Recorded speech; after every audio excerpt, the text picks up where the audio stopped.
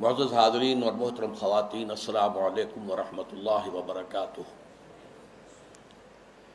احادیث نبویہ میں علی صاحب الصلاۃ والسلام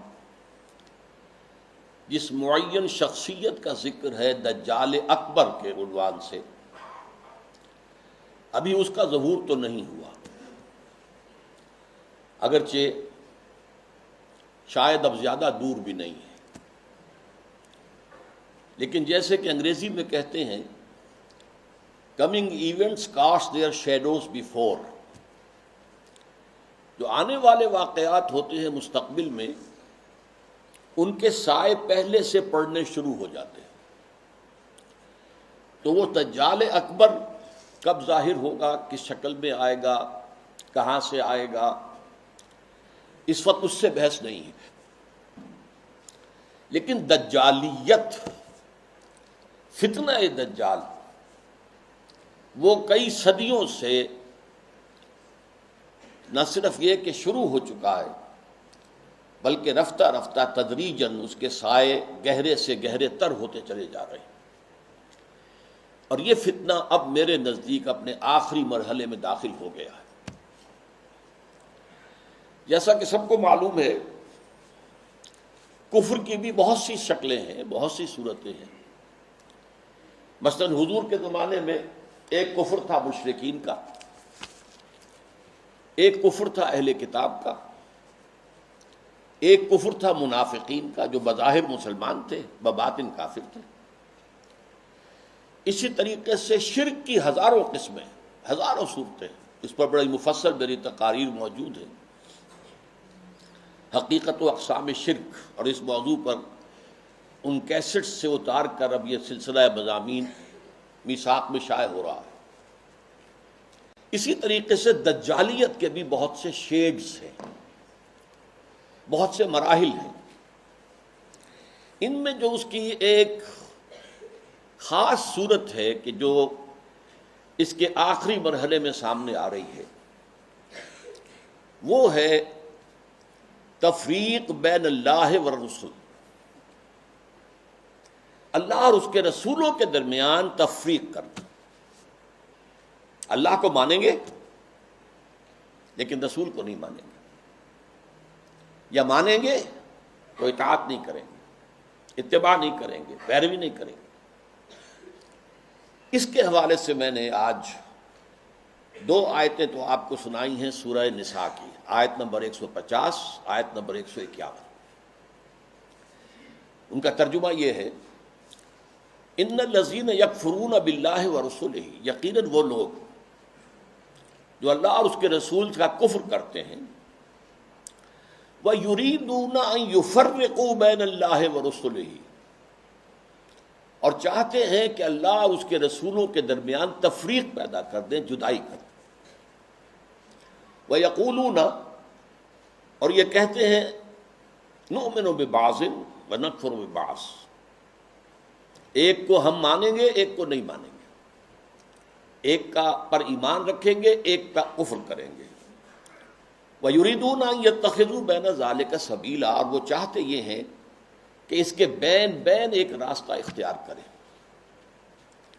اب جو فتویٰ ہے اللہ کا، فرمایا گیا اولئک ھم الکافرون حقا، یہ لوگ کٹر کافر ہیں، چاہے ایمان باللہ کا دعویٰ کریں، چاہے اللہ کی کتاب پر ایمان کا دعویٰ کریں، لیکن اگر رسول کا انکار ہو، رسول کی اطاعت کا انکار ہو، رسول کے اتباع کا انکار ہو تو یہ کفر ہے۔ اولئک ھم الکافرون حقا، جس میں کسی شک و شبہ کی گنجائش نہیں۔ وَأَعْتَدْنَا لِلْكَافِرِينَ عَذَابًا مُهِينًا، اور ایسے کافروں کے لیے ہم نے بہت عبرتناک، اہانت آمیز، ذلت، ذلیل کن، رسوا کن عذاب تیار کر رکھا ہے۔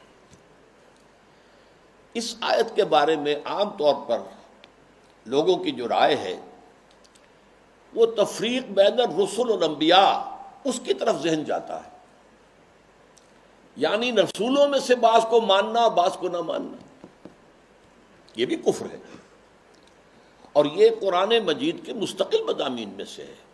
رسولوں کو بھی سب کو ماننا، اور ہمارا ایمان یہ ہے کہ جن رسولوں کا ذکر قرآن میں نبیوں کا ذکر ہو گیا ان کو تو ماننا ہے ہی، ان میں سے تو کسی ایک کا انکار سب کا انکار ہو جائے گا۔ اس کے علاوہ بھی ہمیں معلوم ہے کہ دنیا میں اور بہت سے نبی اور رسول آئے ہیں جن کا ذکر قرآن میں نہیں ہے۔ رسولا قد قصصناہم علیک من قبل ورسلا لم نقصصہم علیک، اے نبی ہم نے بہت سے رسول ایسے بھی ہیں جن کا ذکر آپ کے سامنے کیا ہے پہلے، اور ایسے بھی بہت سے ہیں جن کا ذکر نہیں کیا، لیکن اجمالاً ہم ان سب پر ایمان رکھتے ہیں، یہ ہمارا عقیدہ ہے۔ تعین کے ساتھ انہی کو مانیں گے جن کا ذکر قرآن میں ہوا۔ تو یہ تفریق بین الرسل کا معاملہ بھی قرآن مجید کا ایک مستقل مضمون ہے، جس کے لیے دو مثالیں میں آپ کے سامنے پیش کرتا ہوں۔ سورہ بقرہ کے آخر میں بھی، جو آخری سے پہلی آیت ہے، لاسٹ بٹ ون، اور سورہ بقرہ میں 16ویں رکوع کے آخر میں بھی یہ مضمون آیا ہے۔ 16ویں رکوع میں فرمایا گیا قولوا آمنا باللہ وما انزل الینا وما انزل الی ابراہیم و اسماعیل و اسحاق و یعقوب والاسباط وما اوتی موسیٰ و عیسیٰ وما اوتی النبیون من ربہم لا نفرق بین احد منہم۔ اے مسلمانوں کہو ہم ایمان لاتے ہیں اللہ پر بھی اور اس پر بھی جو ہم پر نازل کیا گیا، اور اس پر بھی جو ہم سے پہلے نازل کیا گیا، ابراہیم پر، اسماعیل پر، اسحاق پر، یعقوب پر، ان کی اولاد پر، موسیٰ پر، عیسیٰ پر، اور تمام نبیوں کو جو کچھ دیا گیا ہم اس سب پر ایمان رکھتے ہیں، اور لا نفرق بین احد من، ان میں سے کسی کے درمیان تفریق نہیں کرتے، تمام نبیوں کو مانتے ہیں۔ اسی طرح جو سورہ بقرہ کی آخری سے پہلی آیت ہے آمن الرسول بما انزل الیہ من ربہ والمؤمنون کل آمن باللہ وملائکتہ ورسلہ لا نفرق بین احد من رسلہ، ہم اس کے رسولوں میں سے، اللہ کے رسولوں میں سے کسی ایک کی بھی تفریق نہیں کرتے۔ تو تفریق بین الانبیاء والرسل بھی قرآن کا ایک مستقل موضوع ہے۔ اس مقام پر توجہ کی ضرورت ہے۔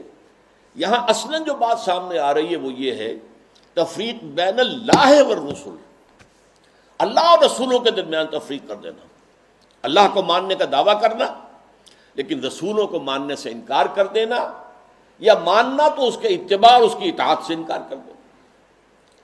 یہ در حقیقت ایک اہم ترین جو ہے فتنہ اس وقت جو دجالیت کا سب سے بڑا سیلاب آ رہا ہے، اس کا اصل ہدف یہی ہے، اس کا گول تو یہ ہے کہ اسلامی تہذیب کے جو بچے کھچے اثرات رہ گئے ہیں ان کا صفایا کر دیا جائے، لیکن اس کا حربہ کیا ہے؟ اللہ اور اس کے رسول کے درمیان تفریق۔ اچھا، یہ تفریق جو ہے بین اللہ والرسل، اس کی ایک تاریخ میں آپ کے سامنے پہلے اجمالاً درج کر دوں۔ آغاز اسلام میں سب سے پہلے اس کا اظہار ہوا ہے، مظاہرہ ہوا ہے یہود کی طرف سے۔ ہم اللہ کو مانتے ہیں، یوم آخر کو مانتے ہیں، ہمیں بھی مسلمان مانو، صاحب ایمان تسلیم کرو۔ یہ جو دوسرا رکوع ہے سورہ بقرہ کا، اس میں اگرچہ منافقین کا تذکرہ بھی ہے لیکن یہاں اصلاً یہود کا ذکر ہے۔ وَمِنَ النَّاسِ مَن يَقُولُ آمَنَّا بِاللَّهِ وَبِالْيَوْمِ الْآخِرِ وَمَا هُم بِمُؤْمِنِينَ، لوگوں میں سے کچھ ایسے بھی ہیں جو کہتے ہیں ہم ایمان رکھتے ہیں اللہ پر بھی، یوم آخر پر بھی، لیکن وہ ہرگز مومن نہیں ہے۔ یخادعون اللہ والذین آمنوا وما یخدعون الا انفسهم وما یشعرون فی قلوبہم مرض فزادہم اللہ مرضا ولہم عذاب علیم بما کانوا یکسبون۔ یہ لوگ جو ہیں کہہ تو رہے ہیں کہ ہم اللہ کو مانتے ہیں، آخرت کو مانتے ہیں، تو ہمیں مانو، صاحب ایمان مانو، مسلمان تسلیم کرو، لیکن وہ ہرگز مومن نہیں ہے۔ وہ دھوکہ دے رہے ہیں اہل ایمان کو اور کوشش کرتے ہیں اللہ کو دھوکہ دینے کی، لیکن یہ کہ انہیں اندازہ نہیں ہے کہ وہ کیا کر رہے ہیں۔ لیکن صاف فرما دیا گیا کہ ان کے لیے عذاب مہین ہے، وَلَهُمْ عَذَابٌ عَلِيمٌ، دردناک عذاب۔ تو یہ یہود کی طرف سے دعوت تھا، اور خاص طور پر جو ابتدائی عہد تھا مدینہ کا، جس میں کہ 16-17 مہینے حضور نے بیت المقدس کی طرف رخ کر کے نماز پڑھی ہے، حضور نے اور صحابہ نے۔ اس وقت خاص طور پر ابھی یہودیوں کے کان کھڑے نہیں ہوئے تھے کہ یہ کوئی نیا دین آ گیا ہے یا یہ کوئی نئی امت کی تاسیس ہو رہی ہے، یہ تو ہمارے ہی قبلے کو کی پیروی کر رہے ہیں۔ اسی سے ہمت پا کر ان کو یہ کہنے کا بھی موقع ہوا کہ ہمیں بھی مانو کہ ہم مسلمان ہیں، مومن ہیں، دیکھو اللہ کو مانتے ہیں، آخرت کو مانتے ہیں، اگر ہم محمد کو نہیں مانتے صلی اللہ علیہ وسلم تو کون سی بڑی بات ہے؟ بہرحال قرآن مجید نے فتویٰ دے دیا کہ یہ کافر ہیں، مومن ہرگز نہیں ہے، دھوکہ دے رہے ہیں، ان کے دلوں میں ایک مرض ہے، تکبر ہے، کیوں نہیں مان رہے محمد کو صلی اللہ علیہ وسلم؟ تکبر، اور اس کی وجہ سے اللہ نے ان کے تکبر میں، ان کے مرض میں اضافہ کر دیا ہے، وَلَهُمْ عَذَابٌ عَلِيمٌ بِمَا كَانُوا يَكْسِبُونَ، اور ان کے لیے دردناک عذاب ہے بسبب اس کے کہ جو جھوٹ وہ بول رہے ہیں۔ نمبر 2 پر منافقین نے جو شکل اختیار کی، وہ پورے زور دے کر کہتے تھے کہ ہم اے محمد آپ پر ایمان رکھتے ہیں، لیکن یہ کیا ضروری ہے کہ آپ کو ہر معاملے میں حکم تسلیم کریں؟ یہ کیا ضروری ہے کہ آپ کا ہر حکم بھی مانیں؟ آپ کی رسالت کا کام پورا ہو گیا، آپ نے قرآن لا کر ہمیں اللہ کی کتاب دے دی، اب جو کچھ قرآن میں ہوگا اس کو تو مانیں گے، لیکن یہ کہ آپ کا حکم، آپ کا قول، آپ کا فرمان، آپ کا قانون، یہ کیوں مانیں؟ چنانچہ آپ دیکھیے سورہ منافقون کی پہلی آیت میں سب سے زیادہ شد و بد کے ساتھ وہ ذکر ایمان بالرسول کا کر رہے ہیں۔ اذا جاءک المنافقون قالوا نشہد انک لرسول اللہ، اے نبی جب آپ کے پاس یہ منافق آتے ہیں اور کہتے ہیں کہ ہم گواہ ہیں کہ آپ اللہ کے رسول ہیں، واللہ یعلم انک لرسول، اور اللہ خوب جانتا ہے، اللہ سے بڑھ کر اور کس کو معلوم ہوگا کہ اے محمد آپ اللہ کے رسول ہیں صلی اللہ علیہ وسلم، واللہ یشہد ان المنافقین لکاذبون، لیکن اللہ تعالیٰ گواہی دیتا ہے کہ یہ منافقین جو ہیں یہ جھوٹ بول رہے ہیں، ان کا آپ کی نبوت و رسالت پر وہ ایمان نہیں ہے کہ جو ہونا چاہیے۔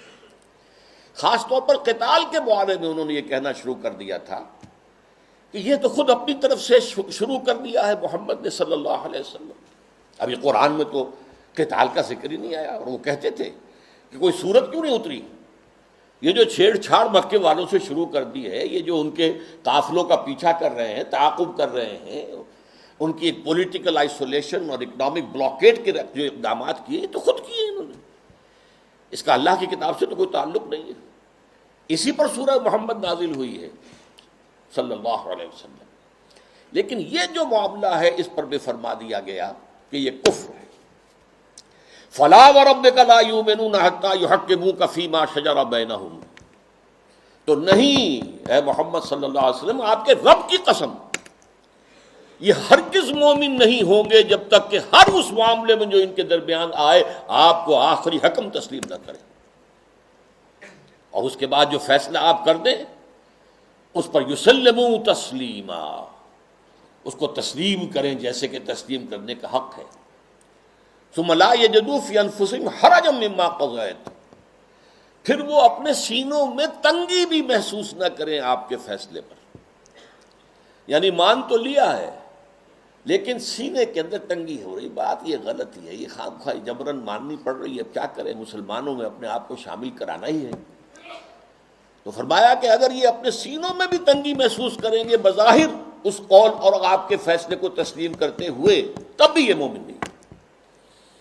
فلا وربک لا یؤمنون حتی یحکموک فیما شجر بینہم ثم لا یجدوا فی انفسہم حرجا مما قضیت ویسلموا تسلیما، یہ صاف فیصلہ ہے قرآن کا۔ وما ارسلنا من رسول الا لیطاع باذن اللہ، ہم نے تو رسول جب بھی بھیجا، جو بھی بھیجا وہ تو اسی لیے بھیجا ہے کہ اس کو اللہ کے حکم سے اس کی اطاعت کی جائے۔ اچھا، میں to cut a long story short, اب میں آ رہا ہوں اس دور پر جب کہ امت مسلمہ، امت محمد صلی اللہ علیہ وسلم کی عمر کا 1000 سال گزر گیا، الف اول ختم ہوا، الف ثانی کا آغاز ہوا۔ اس وقت یہ فتنہ بڑے شد و مد سے ہندوستان میں اٹھا، اکبر اعظم، مغل اعظم، اب تو اس کی جو پکچر ہے وہ بھی پاکستان میں آ گئی ہے، درآمد کر لی گئی ہے، مغل اعظم، اکبر اعظم، اس نے جو دین الہی شروع کیا تھا، اسے دین اکبری بھی کہہ دیا جاتا ہے، اکبر سے نسبت کی طرف کی وجہ سے۔ دین الہی اس کا مطلب کیا تھا؟ اللہ کو مانو، باقی رسولوں کے ماننے سے تفرقہ ہوتا ہے، رسولوں کی شریعتیں جدا ہیں۔ خود قرآن کہتا ہے سورہ مائدہ میں وَلِكُلٍّ جَعَلْنَا مِنْهُمْ شِرْعَةً وَمِنْهَاجًا، ہم نے ہر ایک کے لیے ایک شریعت مقرر کی ہے، ایک منہاج مقرر کیا، ایک طرز عمل اور ایک جو منہج ہے وہ معین کیا۔ تو جو فرق لوگوں میں آتا ہے وہ رسالت کی وجہ سے آتا ہے۔ اللہ تو سب کا ایک ہے، وہ تو یہ ہے کہ لوگ مختلف ناموں سے اللہ کو پکارتے ہیں، پرمیشور کہہ لیں، مہادیو کہہ لیں، اور جو بھی آپ چاہیں پرماتما کہہ لیں، اللہ کہہ لیں، یہ سب سے کیا فرق واقع ہوتا ہے؟ وہ ایک ہی ہے، ایک ہی حقیقت ہے، بس اس کو مانو، اس کو پوجو، اس سے محبت کرو، اس سے لو لگاؤ، اس کا قرب حاصل کرو، باقی ان چیزوں کو چھوڑو، ان کی کوئی حیثیت نہیں۔ اس فتنے کے پیچھے اس کی سیاسی حکمت عملی بھی تھی۔ ہندوستان کے حالات کو یقیناً یہ کہ اگرچہ وہ ان پڑھ تھا، بالکل ان پڑھ، لیکن ذہین بہت تھا، اندازہ کر لیا تھا کہ ہندوستان کا اصل مسئلہ یہی مذہبی تفاوت اور فرق ہے، لہذا کوئی شکل ایسی ہو کہ اس تفرقے کو مٹا دیا جائے، اور اس کی شکل یہ شریعت کا اور رسالت کا تصور جو ہے بیچ میں سے نکال دیا جائے، تو اللہ کے اوپر، اللہ کو رام کہہ لو، رحمان کہہ لو، کیا فرق واقع ہوتا ہے؟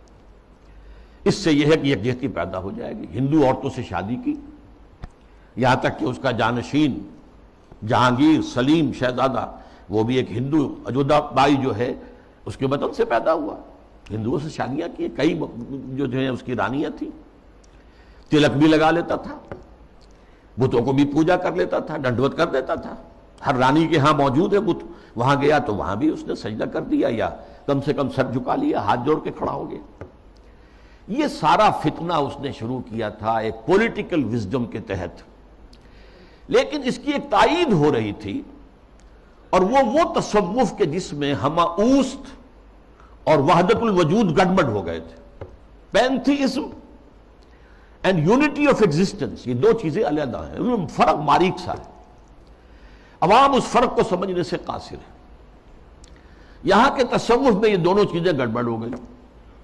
ہمارے ہاں بھی صوفی شاعر نے کہا ہے نا، مسجد مندر ہکڑو نور، یہ سرائے کی علاقے کے بہت بڑے صوفی، مسجد میں اور مندر میں ایک ہی نور ہے، نور تو ایک ہی ہے، رام کہہ لو رحمان کہہ لو، کیا فرق پڑتا؟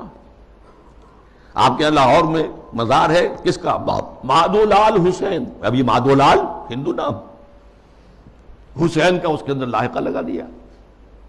تو یہ تصوف جو ہے، یہ اور اکبر کی حکمت عملی نے مل کر ایک اتنا بڑا فتنہ شروع کیا کہ محمد کی شریعت اور محمد کی رسالت کا دور ختم ہو گیا صلی اللہ علیہ وسلم۔ وہ 1000 سال کے لیے تھا، کیونکہ قرآن مجید میں 2 جگہ یہ بات آئی ہے کہ اللہ کا ایک دن تمہارے حساب سے 1000 سال کا بنتا ہے۔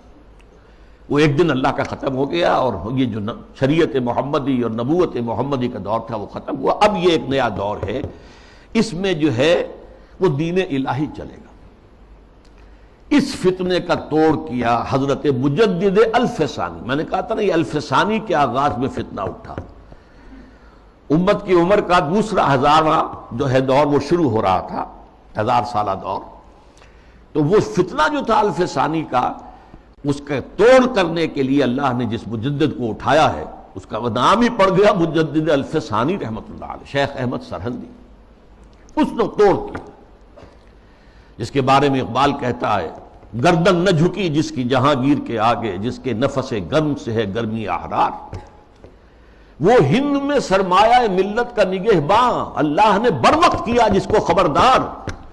ملت تو ختم ہو رہی تھی، اس لیے کہ ملت کی تو بنیاد جو ہے وہ حضور صلی اللہ علیہ وسلم کے اتباع اور اطاعت پر ہے۔ محض قرآن پر تو نظام کوئی بنتا ہی نہیں سرے سے، نماز کا نظام نہیں بنتا، اور کیا نظام بنے گا؟ نماز کا نظام کہاں بنے گا قرآن پر؟ تاکیدی حکم ہے، نماز قائم کرو، نماز قائم کرو، نماز قائم کرو۔ وہ 5 نمازوں کا ذکر کہاں ہے؟ یہ ان رکعتوں کا ذکر کہاں ہے کہ فجر کی 2 ہیں، فرض جو رکعتیں ہیں، اور ظہر اور عصر کی 4 ہیں، مغرب کی 3 ہیں، عشاء کی پھر 4؟ کہاں ہے؟ قرآن میں تو کہیں نہیں۔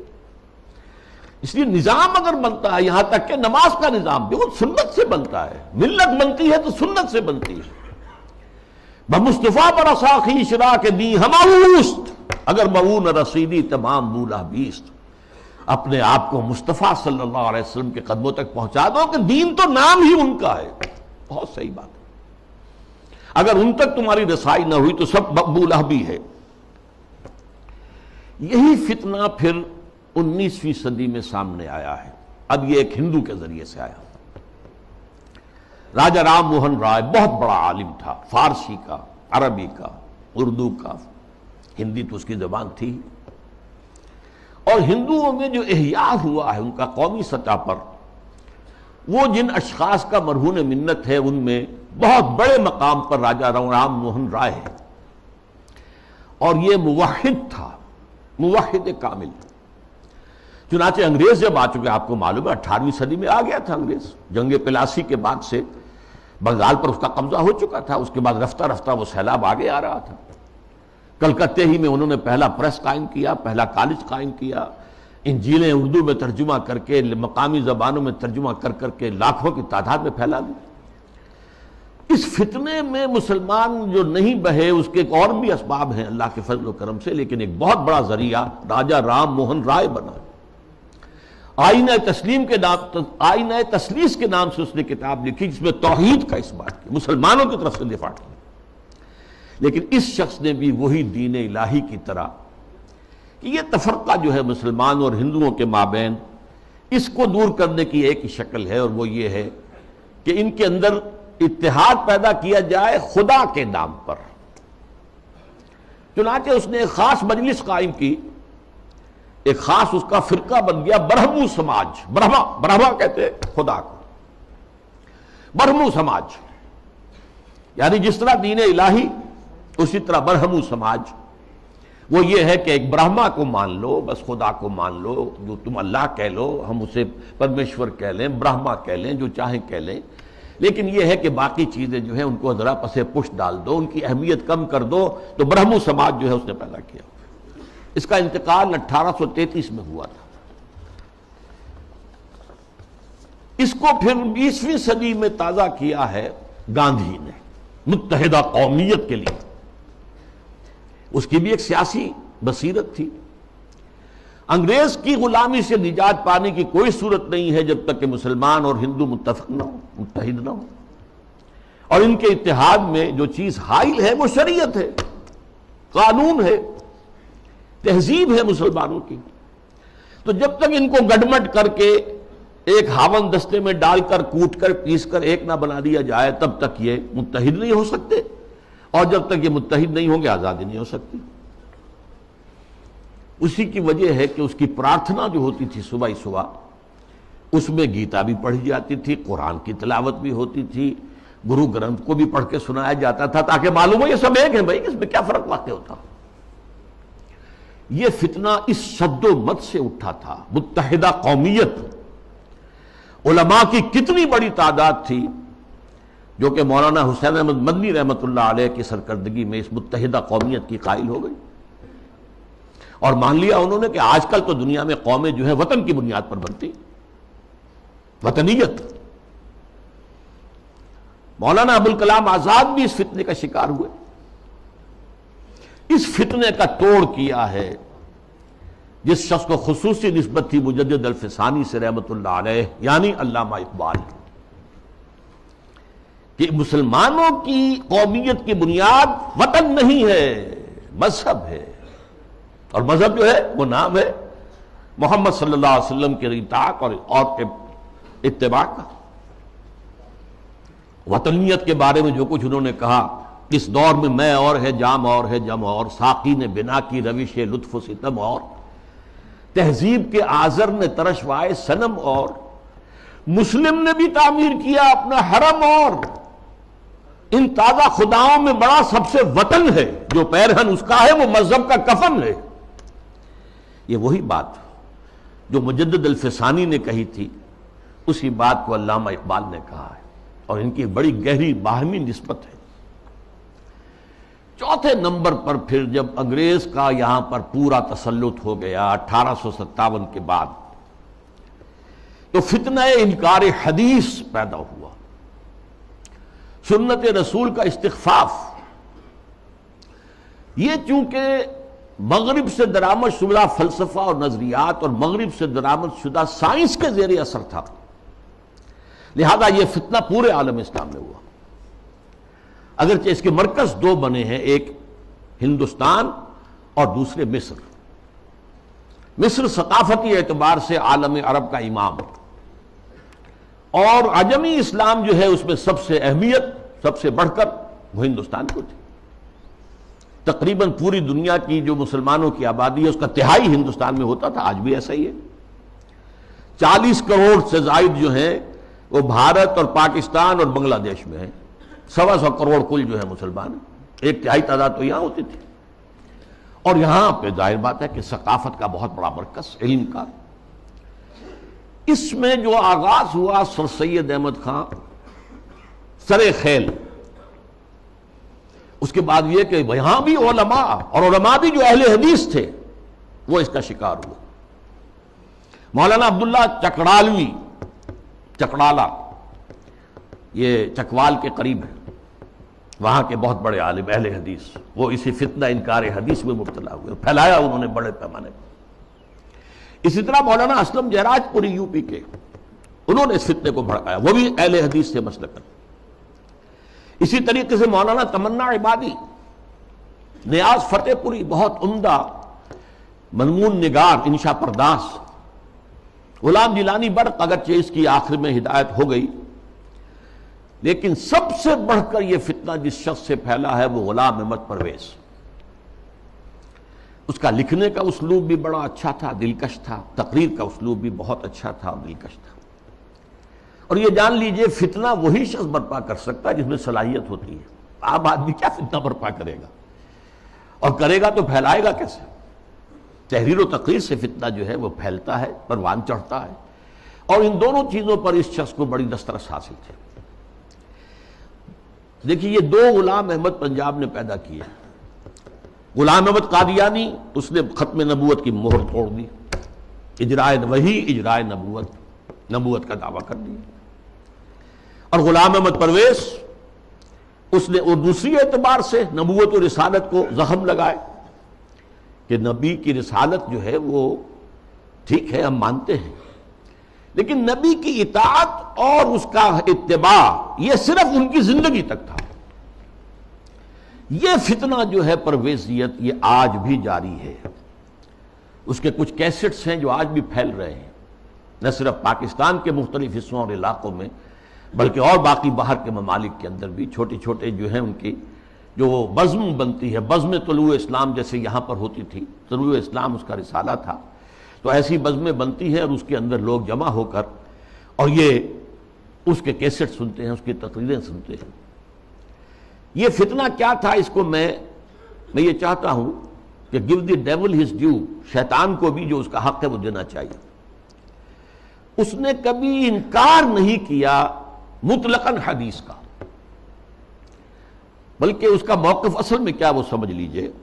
نمبر 1، دائمی ہدایت اور دائمی قانون صرف قرآن کا ہے۔ سنت رسول کے حکم پر چلنا، قرآن میں جہاں بھی آیا آتی ہے الرسول، اس سے مراد کیا ہے؟ اس وقت رسول امیر بھی تھے مسلمانوں کے، تو یہ اطاعت امیر کا ہے۔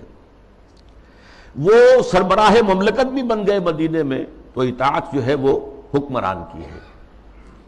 اس اعتبار سے وہ مرکز ملت تھے، مرکز ملت کی اطاعت ہوگی۔ اب جب بھی کوئی اسلامی ریاست قائم ہوگی تو جو مرکز ملت ہوگا اس کی اطاعت ہوگی، اس سے حق حاصل ہوگا، وہ جو بھی حکم تسلیم کرے، جو حکم نہ تسلیم کرے۔ اس طرح گویا کہ رسالت محمدی اور نبوت محمدی اور شریعت محمدی اور سنت محمدی، اس کی اس نے گویا کہ عملاً نفی کر دی۔ انہوں نے کہا کہ ہم حدیثیں صرف وہی مانیں گے جو قرآن کے مطابق ہو۔ اچھا کوئی شے قرآن کے مطابق ہے یا نہیں ہے کون طے کرے گا؟ ہم کریں گے۔ قرآن کی تشریح اور تعبیر اور تفسیر اگر سنت سے آزاد ہو کر کی جائے تو ظاہر بات ہے قرآن کو موم کی ناک بنایا جا سکتا ہے، ادھر موڑ دے ادھر موڑ دے، جو چاہے تعبیر کر لے۔ اس کی ایک میں مثال آپ کو دیتا ہوں، اگرچہ وہ بڑی استہزائیہ سے مثال ہے۔ قرآن مجید میں حکم آیا سورہ مائدہ میں والسارق والسارقۃ فاقطعوا ایدیہما، چور مرد ہو یا عورت ان کے ہاتھ کاٹ دو۔ اب اس کی کیا تعبیر کی؟ رسول نے تو سمجھا ہاتھ کاٹنا ہے، اور آپ نے ہاتھ کاٹے۔ ایک مخزومی خاتون تھی بڑے اونچے گھرانے کی، بنو مخزوم وہی ابو جہل کا قبیلہ ہے، فاطمہ نام تھا، فاطمہ مخزومیہ، اس نے چوری کی۔ اب اس کا ہاتھ کاٹنے کا حکم دے دیا گیا۔ لوگوں میں بڑی جو ہے بے چینی پھیلی، بڑے اونچے خاندان کی یہ عورت ہے، اس کا ہاتھ کٹے گا۔ اور تو کسی کو جو ہے لب کشائی کی ہمت نہیں تھی۔ حضرت انس حضور کے خادم خاص تھے، ان کو ذریعہ بنایا کہ حضور یہ اونچے خاندان کی عورت ہے، خاندان کی ناک کٹ جائے گی، آپ اس میں نرمی کیجیے۔ حضور نے سخت غصے کا، غضب کا اظہار کیا۔ اے انس، تم سے پہلی جو امتیں برباد ہوئیں اسی لیے ہوئیں کہ جب اونچی قسم کے لوگ، اونچے لیول کے لوگ جرم کرتے تھے انہیں چھوڑ دیا جاتا تھا، اور عوام اور غریب لوگ جرم کرتے تھے تو انہیں سزا دی جاتی تھی۔ خدا کی قسم اگر فاطمہ بنت محمد بھی چوری کرے گی، معاذ اللہ ثم معاذ اللہ ثم معاذ اللہ، رضی اللہ تعالی عنہا وصلی اللہ علیہ وسلم، تو اس کا بھی ہاتھ کاٹا جائے۔ اب اس کی تعبیر پرویز صاحب کیا کرتے ہیں؟ ان کا ہاتھ کاٹ دو، مطلب ایسا معاشرہ، ایسا معاشی نظام بنا دو کہ چوری کی ضرورت ہی نہ رہے۔ جیسے محاورے میں کہتے ہیں نا، والدین کسی مسئلے میں اپنے بیٹے سے، بھائی تم نے تمہارے ہاتھ کاٹ دیے، یعنی یہ کہ تم نے تو ایسا قدم اٹھا لیا کہ اب ہم کچھ کر ہی نہیں سکتے۔ یہ گویا کہ اس محاورے پر لے آیا، ان کے ہاتھ کاٹ دو، یعنی ایسا ماحول پیدا کر دو، ایسا سوشلسٹ نظام برپا کر دو کہ جس میں ہر ایک شخص کی ضرورت پوری ہو رہی ہے تو کائے کو چوری کرے گا۔ یہ ہاتھ کاٹ دو کا مفہوم ہے، یہ نہیں ہے یہ تو مولویوں نے بنا لیا ہے، اور یہ غلط تصور ہے کہ ہاتھ کاٹے جائیں۔ حالانکہ ڈھٹائی کا یہ عالم ہے کہ اسی آیت میں آگے فرمایا گیا ہے جزاء بما کسبا نکالا من اللہ، یہ در حقیقت ان کے کرتوت کا بدلہ ہے۔ تو گویا کہ ان کے کرتوتوں کا بدلہ یہ ہے کہ ایسا نظام قائم کرو، یہ ان کے کرتوتوں کا بدلہ ہے۔ نکالن، اور عبرت ہے لوگوں کے لیے اللہ کی طرف سے۔ اللہ عبرت کیسے ہوگی؟ کیا اس اعلیٰ نظام سے عبرت پیدا ہوگی؟ قرآن مجید اپنی حفاظت کرتا ہے، لا یاتیہ الباطل من بین یدیہ ولا من خلفہ۔ قرآن مجید کے اوپر کوئی باطل حملہ آور نہیں ہو سکتا، نہ سامنے سے نہ پیچھے سے۔ بہرحال یہ اس کا موقف تھا، اور یہ موقف آج بہت بڑے پیمانے پر ہمارے جو جدید تعلیم یافتہ لوگ ہیں ان میں موجود ہے۔ ان کے ہاں بھی یہ پہلا موقع تھا کہ درس قرآن کے نام سے محفل ہوتی تھی، اور وہ مخلوط محفل ہوتی تھی، مرد بھی اور خواتین اور نوجوان لڑکیاں بھی، اور وہ بے پردگی کے ساتھ۔ اب جو صورتحال ہے، یہ فتنہ جو ہے بہت شد و بد اور بہت بڑے پیمانے پر اور بڑی پشت پناہی کے ساتھ مغرب کے زیر اثر، اور دجال جو اس وقت ہے، دجاجلہ میں سے ایک بہت بڑا دجال جو ہے امریکہ، اور شخصی طور پر بش، اس کی ریشہ دوانی اور اس کی پشت پناہی اور اس کی تائید اور اس کی مدد سے جو فتنہ اٹھ رہا ہے، اس کا ہدف کیا ہے؟ اسلامی تہذیب کی بیخکنی کرنا۔ اور اس کا حربہ کیا ہے؟ تفریق بین اللہ والرسل۔ اللہ کو مانو، قرآن کو مانو، اور اس کی من مانی تعبیر کرو، رسولوں کو چھوڑو، رسول کی بات کو چھوڑو۔ وہ تھے تو اپنے وقت کے لیے تھے، ایک وقتی کلچر انہوں نے پیدا کر دیا تھا، ایک وقتی نظام پیدا کر دیا تھا، وہ لوگوں کی اس وقت کی ذہنی سطح کے مطابق تھا، اس وقت کے ماحول کے مطابق تھا، یہ کوئی مستقل اور دائمی شے نہیں۔ حربہ یہ ہے۔ اس ضمن میں اب میں ذرا تھوڑا سا تاریخی پس منظر بیان کروں۔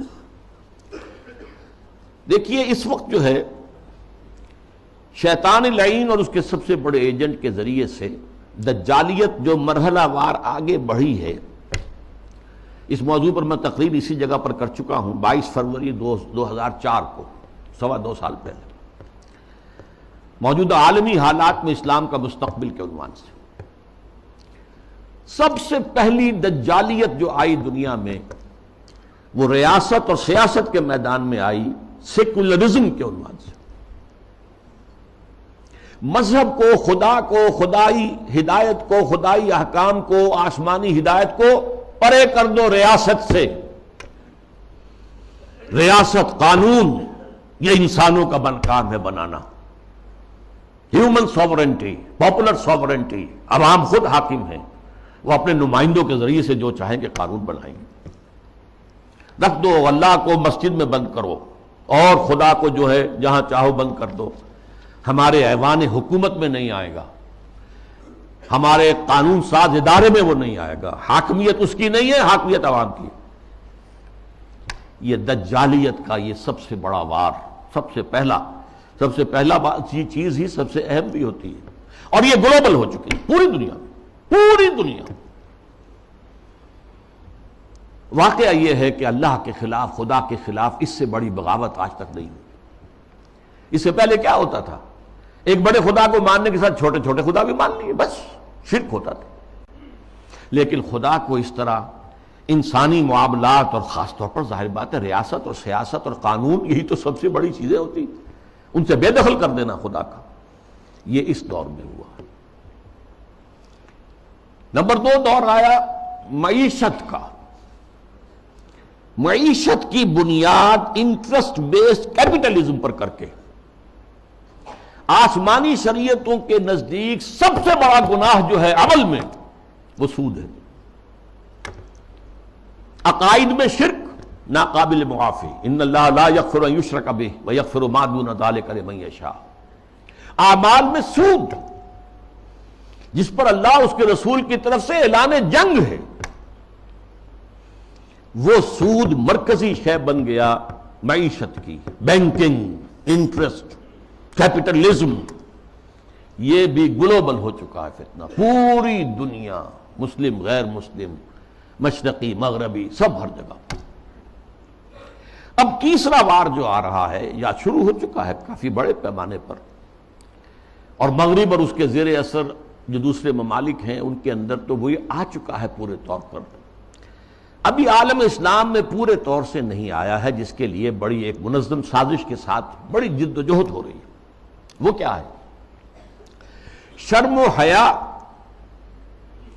عفت و عصمت کے تصورات، اور ستر و حجاب کے قوانین اور ضابطوں کے خلاف، اس سے آزاد تہذیب اور معاشرت۔ جیسا کہ میں نے عرض کیا، یہ شرم و حیا، عصمت و عفت کے تصورات کہ یہ بھی کوئی بڑی اعلیٰ قدر ہے، ستر و حجاب یہ بھی کوئی احکام ہے، ان سب کی نفی اسلامی تہذیب کو اس وقت سب سے بڑا چیلنج اس سے، اس لیے کہ یہ اسلامی تہذیب کا بنیادی نقطہ ہے، اہم ترین ہے۔ اس ضمن میں دیکھیے، سب سے پہلے امریکہ میں ان کے جو تھنک ٹینکس ہوتے ہیں، بڑے بڑے مفکر ہوتے ہیں، تھنکرز ہوتے ہیں، وہ چیزیں لکھتے ہیں، اور وہ گویا کہ ایک طرح کی رہنمائی ہوتی ہے حکومت کے لیے۔ سیموئل پی ہنٹنگٹن نے لکھی کتاب، بلکہ مقالہ، تہذیبوں کا ٹکراؤ۔ اب ہمارا اصل معاملہ ہماری تہذیب کا مسلم تہذیب سے ٹکراؤ ہے، تہذیبوں کا ٹکراؤ، کلیش آف سویلائزیشنز۔ اور اس میں اس نے تجزیہ کیا، یہ چیزیں پہلے بھی بیان ہوئی ہیں، لیکن اس وقت ایک خاص موضوع کے تحت میں ترتیب کے ساتھ ان چیزوں کو لا رہا ہوں۔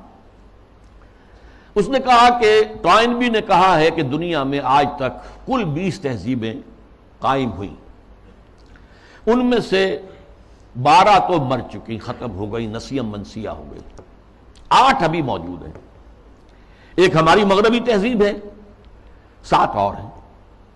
ان 7 میں سے بھی 5 تو ایسی ہیں جنہیں ہم آسانی سے ایسیمیلیٹ کر سکتے ہیں۔ انڈین سویلائزیشن آسانی سے ایسیمیلیٹ ہو گئی، وہی کلچر، وہی تہذیب، وہی بے پردگی، وہی عریانی پہلے بھی تھی اب بھی آ گئی، وہی ناچ گانا وہ پہلے بھی تھا اب اور زیادہ ہو گیا، لہذا تہذیبی ٹکراؤ وہاں تو ہے ہی نہیں۔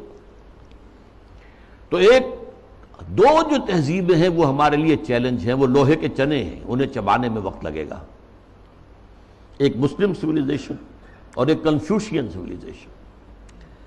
کنفیوشین سویلائزیشن کے بارے میں تو میں اس وقت نہیں سمجھا تھا کہ یہ کیا واقعی کوئی چین کے اندر یا اس کے آس پاس کے ممالک میں جو بدھ مت کے پیروکار شمار ہوتے ہیں، کوئی واقعی کوئی تہذیب کنفیوشس کے حوالے سے ہے؟ ابھی حال ہی میں نیوز ویک کا ایک پرچہ چھپا ہے جس کا مین مضمون تھا کنفیوشس کا احیاء، ریوائول۔ تو یہ ہو رہا ہے چین میں اس وقت۔ لیکن یہ کہ اصل ہمارا جو مطلب ہے اس وقت، ہمارا موضوع ہے وہ مسلم سویلائزیشن ہے۔ اس نے اسے بھی شمار کیا ہے کہ یہ بھی ہمارے لیے بہت بڑا چیلنج۔ اب ذرا اسلامی تہذیب کا ایک تاریخی جائزہ۔ شرم و حیا، عفت و عصمت اور ستر و حجاب کے احکام پر مبنی اسلامی تہذیب، اس کا ایک تاریخی جائزہ۔ دیکھیے نبی اکرم صلی اللہ علیہ وسلم نے فرمایا تھا، وہ حدیث میں نے شروع میں آپ کو سنائی ہے، بدأ الاسلام غریبا وسیعود کما بدا۔ اسلام کا آغاز جب ہوا ہے تو وہ بہت اجنبی سا تھا، نامانوس، لوگ سمجھتے نہیں تھے یہ کیا نئی باتیں ہیں۔ پھر اس کے بعد اسلام کے غلبے کا دور آ گیا، جب غالب ہو جائے تو سبھی دوست بن جاتے ہیں، جو بھی طاقتور ہے اس کو تو سبھی دوست ہیں، لہذا بہت سب لوگ جو ہیں اس کا علم لے کر کھڑے ہو گئے۔ لیکن ان قریب اسلام غریب ہو جائے گا، پھر اجنبی ہو جائے گا۔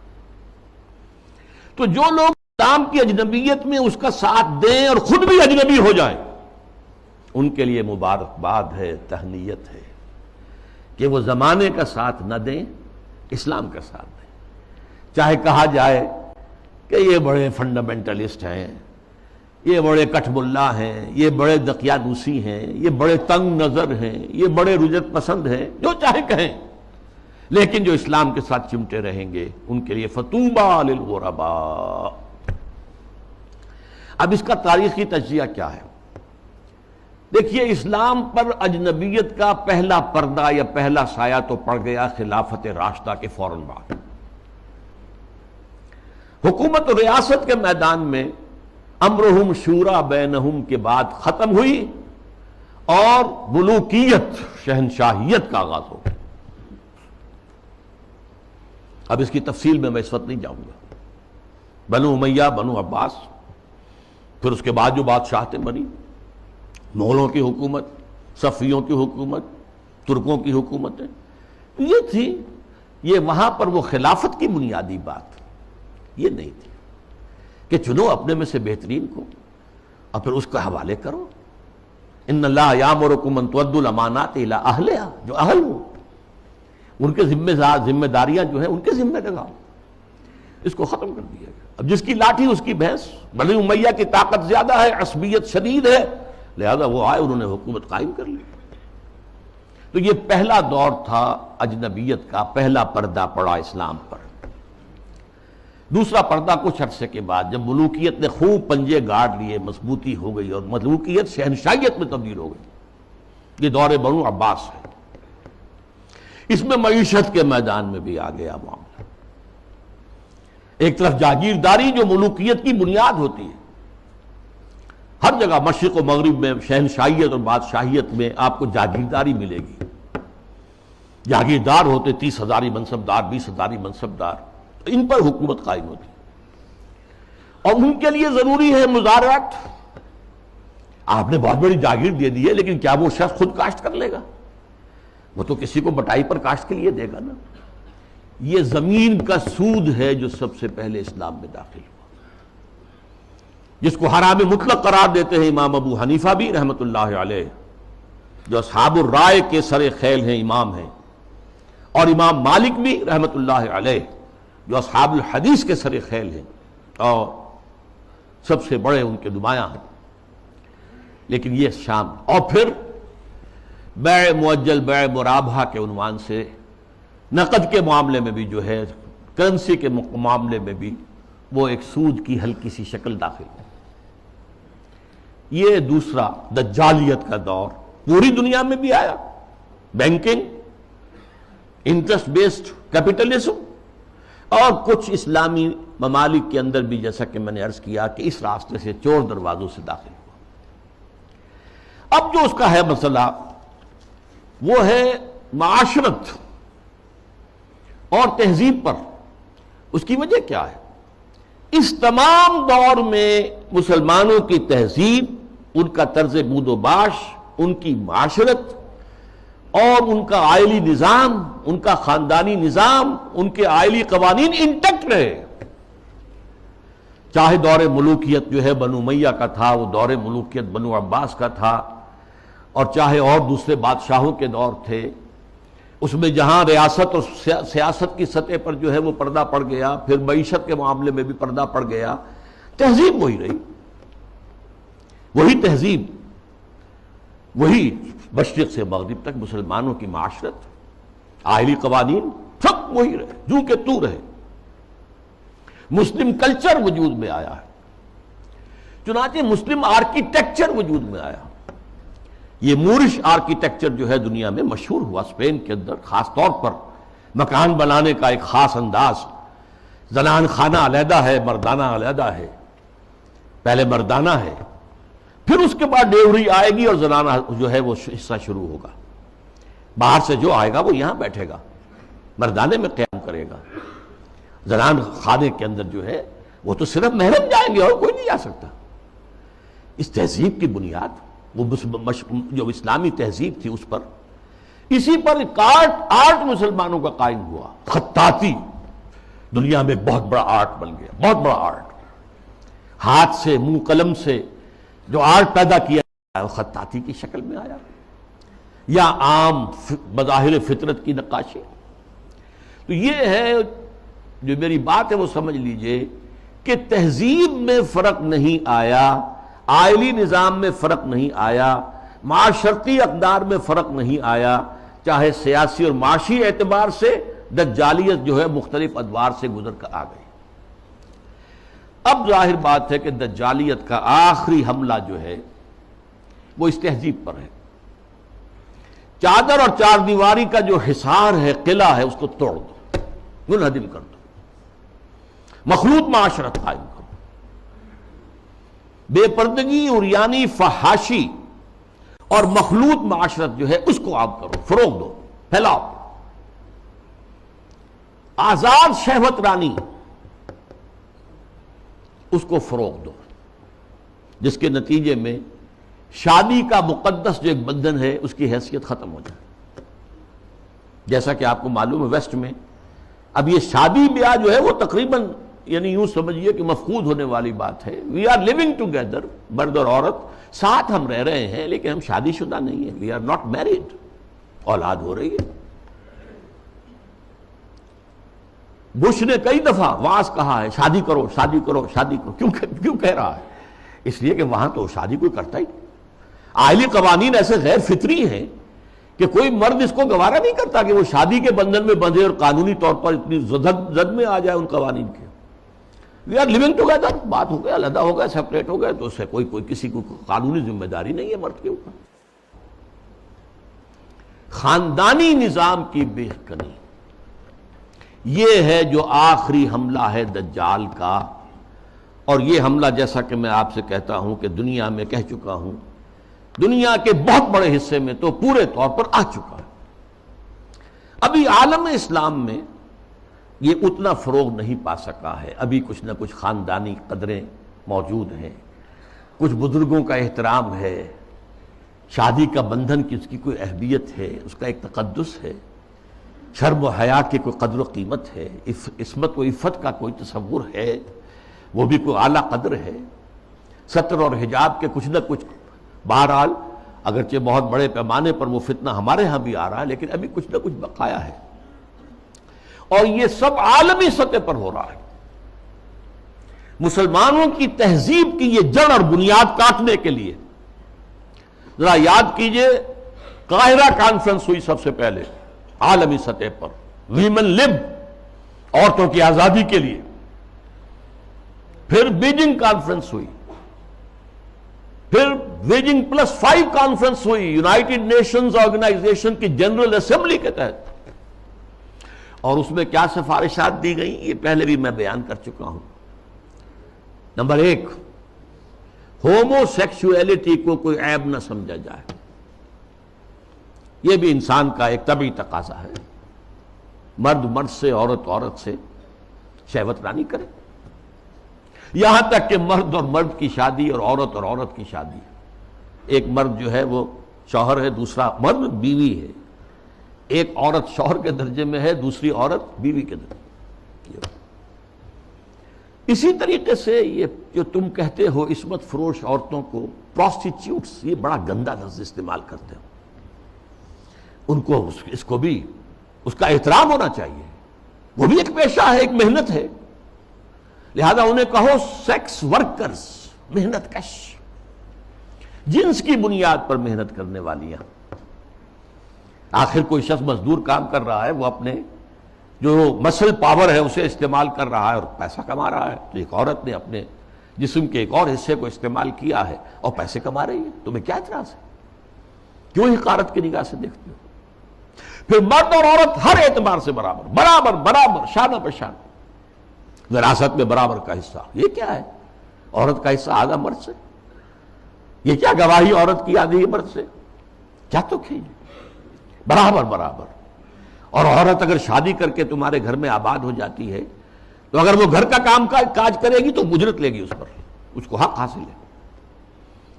اور اسی طریقے سے اگر وہ پریگننسی کی مصیبت جھیلتی ہے اور چائلڈ برتھ کی تکلیف اس پر بھی اجرت طلب کر سکتی ہے شوہر سے. اور نمبر 3، اگر ہم بستری کے لیے مرد جو ہے اصرار کرے جبکہ عورت انکار کر رہی ہو تو اس کو بھی ریپ کہا جائے گا، زنا بالجبر کہا جائے گا، میریٹل ریپ. یہ شادی کے اندر بھی ریپ کا تصور ہے. یہ ہیں وہ چیزیں جو آج عالمی سطح پر بے پردگی، فحاشی، یہ تو یوں سمجھیے کہ اب بڑی پیچھے رہ گئی باتیں. جو میں نے باتیں آپ کو بتائی ہیں یہ یونائٹڈ نیشنز کی جنرل اسمبلی کی سفارشات میں شامل.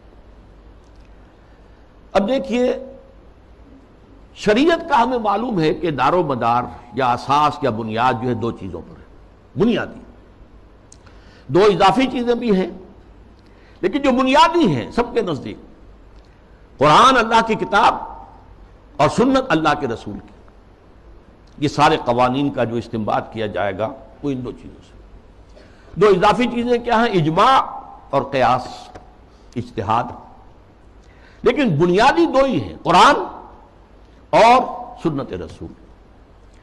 لیکن خاص طور پر جب تہذیب کا معاملہ آتا ہے، تہذیب کے معاملے میں قرآن، سنت رسول، اور سب سے اہم ہے رسول سے محبت، رسول کی تعظیم. وہ مرکز ملت ہے دائم اور قائم ہمیشہ کے لیے.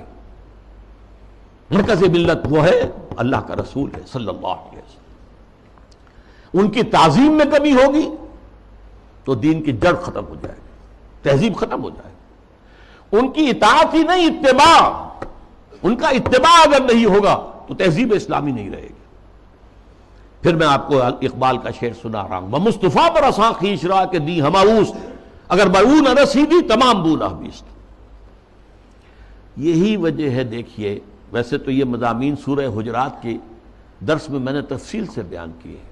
مرکزی شخصیت جو ہے ہمیشہ کے لیے امت مسلمہ کے اندر، باقی چھوٹی چھوٹی قیادتیں ادھر ادھر، کوئی پاکستان میں قائد اعظم بن گیا، کوئی بونگ بندو بن گیا، کوئی اور جو ہے وہ کارنو جو ہے وہ لیڈر بن گیا، یہ ہے سب. لیکن اصل لیڈر، اصل شخصیت، مرکزی شخصیت پورے عالم اسلام کے اندر وہ محمد رسول اللہ کے صلی اللہ علیہ وسلم. ان سے محبت، ان کی تعظیم، سوء ادب بھی نہ ہو جائے.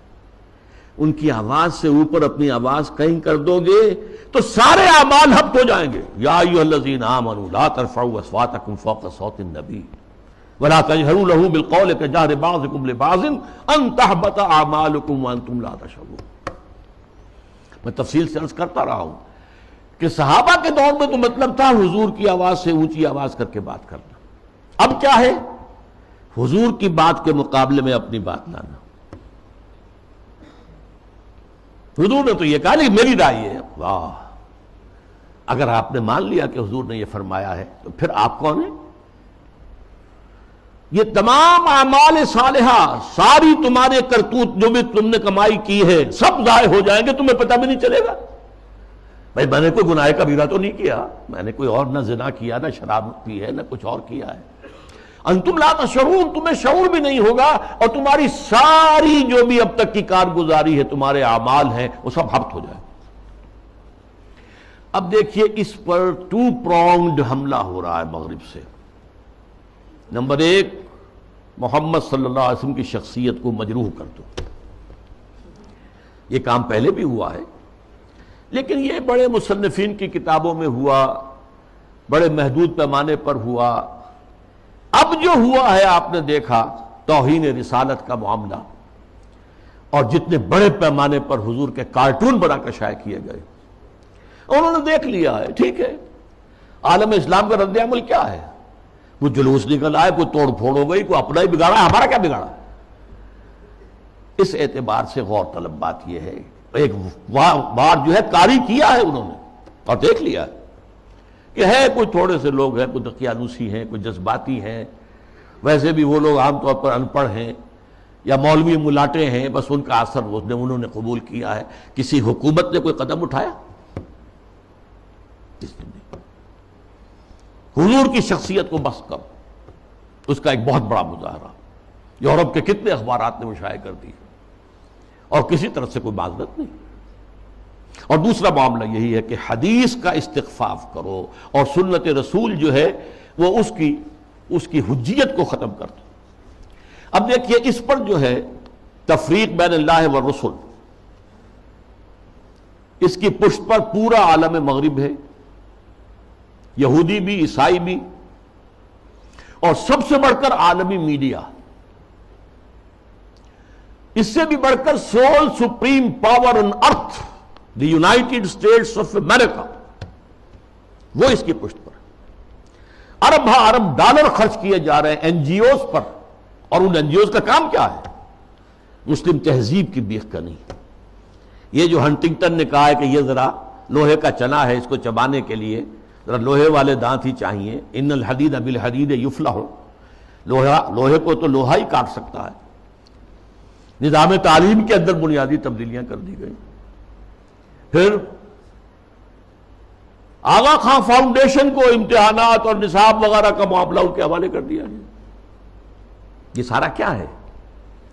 یہ امریکہ اور دوسری طرف عالم اسلام میں جو اس کے پٹھو بیٹھے ہوئے حکمران، پوڈلز، روشن خیالی کے نام سے اور اعتدال پسندی کے نام سے جو پرچار ہو رہا ہے، جو ایوان صدر سے پرچار ہوتا ہے، حکومت کی سطحوں پر، مختلف سطحوں پر پرچار ہو رہا ہے، اور سب سے زیادہ یہ کہ اب میڈیا کے اوپر جو پرچار ہو رہا ہے، اور میڈیا کی جو پہنچ ہے اس کا آپ اندازہ کیجیے۔ اس کے ضمن میں خاص طور پر میں آپ سے ذکر کر دوں، جس طرح ہنٹنگٹن کا ذکر آیا ہے، ایسے ہی رینڈ کارپوریشن کی سفارشات چند مہینے پہلے وہ آئی۔ یہ سب سے بڑا ٹاپ کا تھنک ٹینک ہے امریکہ کا۔ اس نے تجزیہ کیا ہے، اپنے لوگوں کو بتایا، اپنی حکومت کو بتایا ہے کہ مسلمان سب ایک جیسے نہیں ہیں، مسلمان 4 طرح کے ہیں۔ نمبر 1 ہے فنڈامنٹلسٹ، جو اسلام کو صرف ایک مذہب نہیں سمجھتے بلکہ ایک سیاسی، معاشی اور سماجی نظام بھی سمجھتے۔ ان سے تو ہماری جنگ ہے، ان سے ہماری دشمنی ہے، انہیں ہر قیمت پر ختم کرنا ہی کرنا ہے، یہ فنڈامنٹلسٹ ہے۔ نمبر 2 پر ٹریڈیشنلسٹ ہیں، روایت پسند علماء، ان کے مدرسے ہیں، قال اللہ قال رسول ہے، انہیں نظام سے کوئی بحث نہیں ہوتی، تو یہ فی نفس ہی تو یہ کوئی خطرناک نہیں ہے، لیکن اگر کہیں یہ فنڈامنٹلسٹ کے ساتھ مل جائیں تو بہت خطرناک ہے۔ اس کی وجہ کیا ہے کہ انہیں جو ایکسپوژر حاصل ہوتا ہے، ہر جمعے کو لوگ آ رہے ہیں کھچے ہوئے، کوئی اور جماعت جو ہے، کوئی سیاسی جماعت چھوٹا سا جلسہ بھی کرے گی تو کتنے کھکیڑ بول لے گی، پوسٹر شائع کرے گی، کوئی ڈنڈورا پیٹے گی، کچھ اور کرے گی، اشتہار اخبارات میں دے گی۔ یہاں جو ہے کہ خود بخود ہو رہا ہے، کچے دھاگے سے بندھے آئے گے سرکار میں، اور اکثر مسلمان آتے ہیں تو نہا دھو کر اچھے کپڑے پہن کر آتے ہیں، تاکہ ایک اچھے ماحول میں خوشبو لگا کر آؤ، تاکہ اچھا ماحول ہو، پسینے کی بدبوؤں سے طبیعتیں منغص نہ ہو جائیں۔ تو یہ ٹریڈیشنلسٹ جو ہے ان کا ایکسپوژر بہت بڑا ہے، اگر یہ فنڈامنٹل کے ساتھ مل جائے تو بہت خطرناک ہے۔ پھر انہوں نے اس پر مشورہ بھی دیا ہے، ان کو ان کے باہمی مسلکانہ اور مذہبانہ جو اختلافات ہیں ان کے اندر لگائے رکھو، بھڑکاؤ ان کو تاکہ اور ادھر ادھر نہ دیکھ سکے۔ تیسرے نمبر پر اس نے کہا کہ ماڈرنسٹ ہے، ایسے دانشور ہیں کہ جو اسلام کی تعبیر ایسی کر رہے ہیں اسلامی تہذیب کی کہ جو ہماری تہذیب کے ساتھ کمپیٹیبل ہے، جڑ جاتی ہے، مل جاتی ہے، وہ ہماری تہذیب کے لیے کوئی چیلنج نہیں رہتی، وہ تعبیر۔ یہ جو ماڈرنسٹ دانشور ہیں ان کی ضرورت ہے کہ ان کو سپورٹ کیا جائے، ان کی مدد کی جائے، اور خاص طور پر الیکٹرانک میڈیا میں ان کو ایکسپوجر دیا جائے۔ یہ نوٹ کیجئے، یہ ساری چیزیں جو ہو رہی ہیں، ڈانڈے کہاں مل رہے ہیں، کہاں سے آ رہی ہیں ہدایات، کس کی طرف سے پالیسی لائنز جو ہے فکس کی گئی ہیں، میڈیا پر ان کو ایکسپوجر دیا جائے، اس لیے کہ ظاہر بات ہے مسجد میں تو کوئی ان کی بات سنے گا نہیں، کون کھڑا ہونے دے گا ان کو ممبر پر، لہذا ان کے لیے ذریعہ جو ہے اس سے کہیں زیادہ وسیع اب ذریعہ ہمارے پاس میڈیا کا ہے، اس پر ایکسپوجر دو۔ چوتھے انہوں نے کہا کہ مسلمانوں میں بھی بڑی تعداد ہے جو خالص سیکولر ہو چکے ہیں، وہ تو ہمارے ہیں ہی ہیں، وہ سمجھتے ہیں کہ یہ نماز روزہ ہے تو بس انفرادی مسئلہ ہے، کوئی کرے نہ کرے، لیکن یہ ہے کہ اس کا ریاست سے، حکومت سے، قانون سے، تہذیب سے، تمدن سے کوئی واسطہ نہیں۔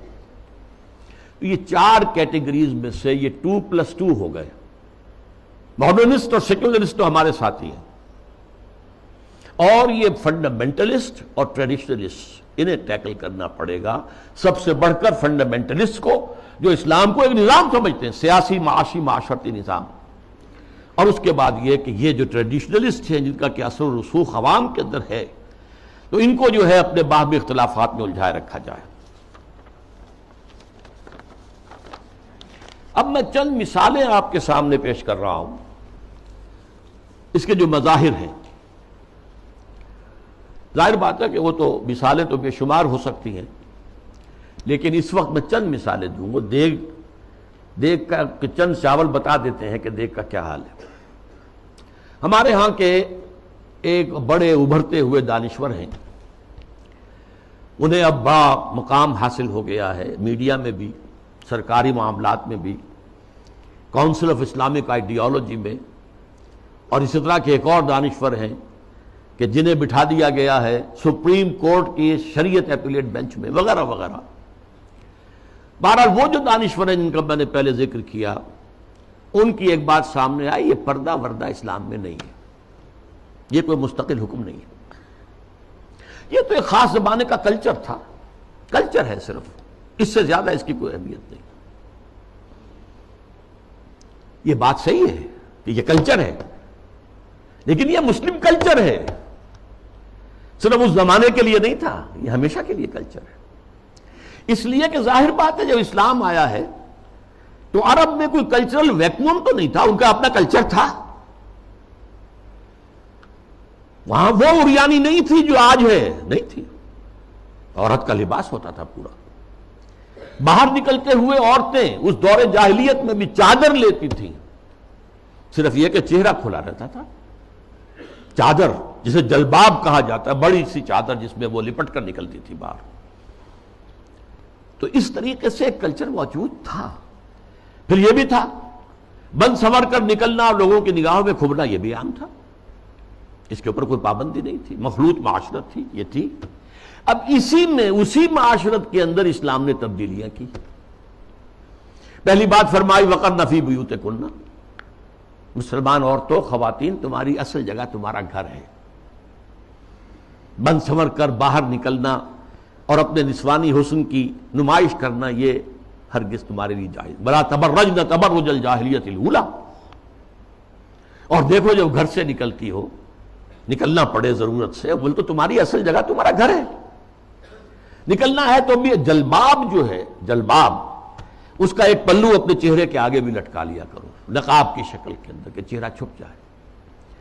تمہارا جو نسوانی حسن ہے جس کا سب سے بڑا انڈیکس جو ہے چہرہ ہوتا ہے، وہ عام لوگوں کی نگاہوں میں نہ آئے۔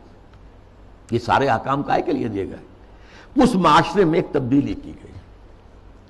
دوپٹہ وہاں بھی تھا، خمرہن جو سورہ نور میں آیا لفظ، خمار اوڑھنی کو کہتے ہیں، اوڑھنی ہوتی تھی اور عام عورت کام کرتے ہوئے اس کو اپنی کمر کے گرد کس لیتی تھی، کمر کس کے، لہذا کام کرتی تھی گھر کا، یا پھر یہ کہ گلے میں ڈال لیا۔ سر کو ڈھانپنا اور خاص طور پر جو اپنے سینہ ہے، سینے کو اس کے کور کرنا، یہ نہیں تھا، اس میں کہہ دیا تم اپنا جو ہے سر بھی ڈھانکو، اور وَضْرِبْنَ بِخُمُرِهِنَّ عَلَى جُيُوبِهِنَّ، اپنے گریبانوں کے اوپر اپنی اوڑھنیوں کے بکل مارو، تاکہ جو عورت کا نسوانی حسن ہے اس میں ایک بہت بڑا حصہ یہ بھی ہے، اس کو مزید چھپاؤ۔ کرتا تو پہلے سے تھا، لیکن یہ وَضْرِبْنَ بِخُمُرِهِنَّ عَلَى جُيُوبِهِنَّ، یہ جو تمہارے خمار ہیں، جو تمہاری یہ اوڑھنیاں ہیں، ان کے ذرا بکل بھی مار لیا کرو اپنے اوپر۔ اس نے وہ تہذیب پیدا کی ہے جس کا میں تذکرہ کر چکا ہوں کہ اس نے ہماری ایک طرز تعمیر بھی تبدیل کر دی، مردانہ اور زنانہ معاملہ، اور گھر بنانا، مورش آرکیٹیکچر خاص طور پہ دنیا کے اندر مشہور ہے، ٹاپ کے آرکیٹیکچرز میں سے، اور پھر یہ سارا جو نظام بنا ہے، اور یہ چلا آیا، انگریزوں کے دور میں بھی نہیں ختم ہوا یہ، اور فرانسیسی کہیں گئے، کہیں اور گئے، کوئی اور پورچوگیز گئے، ڈچ گئے، وغیرہ وغیرہ، اطالوی گئے، لیکن یہ تہذیب کا جو یہ سٹرکچر تھا یہ قائم رہا، انٹیکٹ رہا۔ اب اس کے خلاف جو مہم ہو رہی ہے وہ میں آپ کو بتا چکا ہوں کہ عالمی سطح پر ہے۔ جیسے یہ پردے کے معاملے میں، یہ پردہ جو کہ میں نے ایک بڑی مفصل تقریر کی تھی، پردے 4 ہیں، ایک نہیں 4۔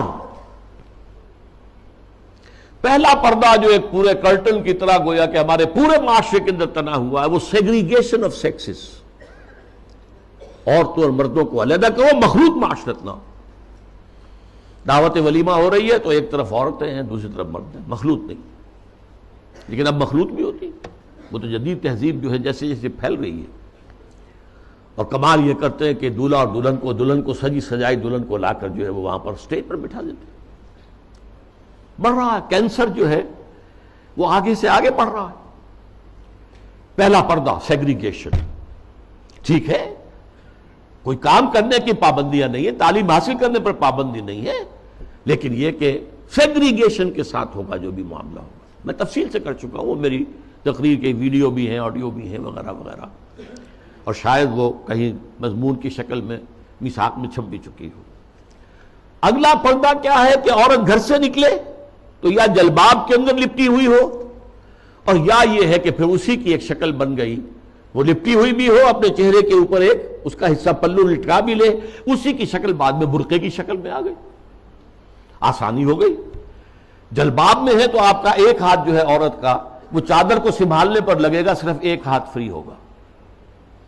اگر آپ نے برقع اوڑھ لیا ہے اور نقاب بھی ڈالا ہوا ہے، دونوں ہاتھ فری ہیں۔ ڈاکٹر کے ہاں جانا ہے، بچے کو لے کر دکھانا ہے، بچے کو گود میں لیا اور ایک ہاتھ میں بوتل لے رکھی ہے دوا کے لیے، ورنہ یہ ہے کہ معاملہ مشکل ہو جائے گا۔ تو برقع اس کی ایک ارتقائی شکل ہے۔ تیسرا پردہ 4 دیواری، گھر کے اندر صرف محرم داخل ہوگا، نہ محرم نہیں جائے گا، چاہے وہ آپ کا داماد ہے، لیکن داماد کی محرم صرف اس کی بیوی ہے، آپ کی ایک بیٹی ہے، دوسری بیٹیاں اس کی محرم نہیں ہے۔ ساس محرم ہے اور آپ کی بیوی آپ کی محرم ہے، وہ اگر آئی ہوئی ہے اپنے میکے میں ٹھیک ہے، لیکن یہ کہ اندر جو دوسری لڑکیاں ہیں وہ نامحرم ہیں، سالیاں جو ہیں وہ تمہاری محرم نہیں ہیں۔ یہ تیسرا پردہ ہے۔ چوتھا پردہ ہے ستر، محرموں کے سامنے بھی پورا جسم نہیں کھول سکتے، صرف چہرہ، سر کے بال بھی نہیں، ہاتھ اور پاؤں، یہ ستر کہلاتا ہے۔ یہ تیسرا پردہ ہے۔ ان 3 چیزوں کے علاوہ کوئی جسم کا حصہ باپ کی نظر پہ بھی نہیں آنا چاہیے، بھائی کی نظر میں بھی نہیں آنا چاہیے، مستور رہے گی گھر کے اندر بھی مسلمان عورت۔ اس کے بعد جو ہے وہ صرف شوہر کا معاملہ ہے۔ یہ 4 پردے ہیں اسلام میں، اس تہذیب کی بنیاد آج اس کی بے خکنی کی جا رہی ہے، ختم کیا جا رہا ہے، اور یہ ماسٹر سٹروک ہے، اسلامی تہذیب کی جڑ کھود دینے والی شے ہے۔ جیسے کہ میں نے عرض کیا کہ ایک کلچر تھا، اس کلچر کے اندر کچھ اضافہ کر دیا گیا۔ ایسے ایک مثال حج کی ہے، حج تو جاہلیت، دور جاہلیت میں بھی ہو رہا تھا، بس یہ تھا کہ تلبیے میں انہوں نے شرک شامل کر دیا تھا، لبیک اللہم لبیک لبیک اللہم لبیک لبیک لا شریک لک لبیک الا شریکا تملکہ وما ملک، میں حاضر ہوں پروردگار، میں حاضر ہوں، تیرا کوئی شریک نہیں سوائے اس شریک کے کہ جس کا تو ہی مالک ہے، اس کے پاس جو اختیارات ہیں وہ بھی تیرے ہی اختیار میں ہیں۔ یعنی وہ جو عیسائیوں کی تثلیث ہے 3 میں 1 1 میں 3، تو اس تلبیہ میں توحید بھی ہے اور جو ہے شرک بھی ہے، وہ ختم کر دیا گیا۔ اب تلبیہ کیا ہے؟ لبیک اللہم لبیک لبیک لا شریک لک لبیک ان الحمد والنعمت لک والملک لا شریک لک، بس یہی اصلاح کی گئی نا۔ تلبیہ پہلے بھی تھا، اب بھی طواف حرم کا پہلے بھی تھا، اب بھی ہے بیت اللہ کا۔ آپ جانا ہے منا میں ٹھہرنا ہے، اور پھر اس کے بعد جو ہے وہ جانا ہے عرفہ، میدان عرفات میں۔ اس میں کیا غلطی ہو گئی تھی کہ قریش کہتے تھے کہ ہم تو حرم کے متولی، ہم حدود حرم سے باہر نہیں جا سکتے، وہ صرف منا میں ٹھہرتے، اس کو روک دیا گیا۔ ثم افیضوا من حیث افاض الناس، جاؤ تم بھی وہیں پر، تمہارا کوئی خاص مقام نہیں۔ عرفہ جو ہے الحج علی عرفہ، حج تو نام ہی عرفہ کا ہے، وقوف عرفہ جو ہے اس کا رکن اعظم ہے۔ باقی تمام مناسک میں سے جو بھی چھوٹ جائے گا اس کا کوئی نہ کوئی جو ہے آپ اس کا ازالہ کر سکیں گے، لیکن اگر عرفہ رہ گیا، وقوف عرفہ نہیں ہوا تو حج نہیں ہوا۔ تیسرے یہ کہ وہ جب منا میں بیٹھتے تھے، قیام کرتے تھے 2 یا 3 دن، اس میں اپنے آباء و اجداد کے قصے، ان کی حمد، ان کی ثنا، ان کے بیان، اب کہہ دیا گیا نہیں، فاذکروا اللہ تعالیٰ کا ذکر کرو، فاذکروا اللہ کا ذکرکم آباءکم، جیسے تم اپنے آباء و اجداد کا تذکرہ کرتے تھے، اب اس کو چھوڑو، دفع کرو، اب اللہ کا ذکر کرو، قیام عرفہ کے اندر اللہ کا ذکر کرو۔ تو دیکھیے وہ چیز جو موجود تھی اسی میں اضافے کے ساتھ، کمی کے ساتھ حج کے مناسک بنا دیے۔ تو اس اصول کو اگر سمجھ لیا جائے تو وہ بات کہ یہ کلچر ہے، یہ ٹھیک ہے، حقیقت ہے، کلچر ہے، لیکن جاہلی کلچر میں کچھ چیزیں اضافہ کر کے اس کا اسلامی کلچر بنایا گیا ہے۔ یہی جو صاحب ہیں ان کا کہنا یہ بھی ہے کہ موسیقی اسلام میں حرام نہیں ہے، مزامیر کے ساتھ، سازوں کے ساتھ موسیقی جائز ہے۔ اچھا، ایک ان سے بھی بڑے دانشور ہیں، بڑی محترم شخصیت ہے ہماری قومی سطح پر، انہوں نے کہہ دیا کہ اسلام میں شراب حرام نہیں ہے، شراب پی کر نشے میں دھت ہو جانا، مدہوش ہو جانا حرام ہے۔ دلیل یہ کہ شراب کے لیے حرام کا لفظ قرآن میں کہیں آیا ہے؟ بتاؤ۔ اب بتائیے ڈھٹائی کا کیا علاج ہے؟ قرآن شراب کو رجس من عمل شیطان قرار دے رہا ہے، شیطانی عمل، ناپاک، فاجتنبوہ کا حکم دے رہا ہے، اجتناب کرو اس سے، بچو اس سے۔ فَهَلْ أَنْتُمْ مُنْتَهُونَ کی دھمکی سے باز آتے ہو کہ نہیں آتے؟ وہ کہہ رہے ہیں کہ حرام کا لفظ تو نہیں آیا، تو مطلقاً شراب حرام نہیں ہے۔ معاملہ کیا ہے؟ احکام حرمت شراب تدریجاً آئے ہیں، اس میں کوئی شک نہیں ہے۔ قرآن میں وہ آیت بھی ہے کہ اس میں کچھ نفع کا پہلو بھی ہے، لیکن اس کا جو نقصان دہ گناہ کا پہلو ہے وہ زیادہ ہے۔ سورہ بقرہ میں یہ بات فرما دی گئی، چھوڑ دی گئی بات۔ پھر کہہ دیا گیا نماز کے قریب نہ جانا جب شراب نوشی میں نشے کی حالت میں۔ اس کے بعد آخری حکم سورہ مائدہ کے اندر آ گیا۔